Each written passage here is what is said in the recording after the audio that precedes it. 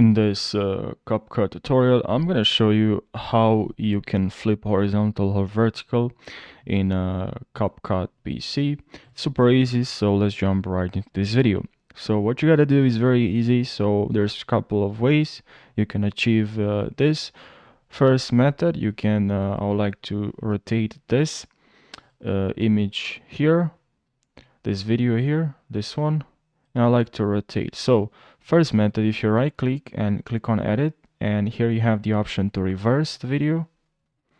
But if you don't want to reverse the video, you can simply click on mirror, and this will change this video rotation. And you can also click on here, which will mirror as well, as you can see. And you can also click on rotate here, which will rotate the video. And there's another way, you can also rotate the video from here. So now you can just choose your preferred method, increase the size, and you can rotate using this icon here.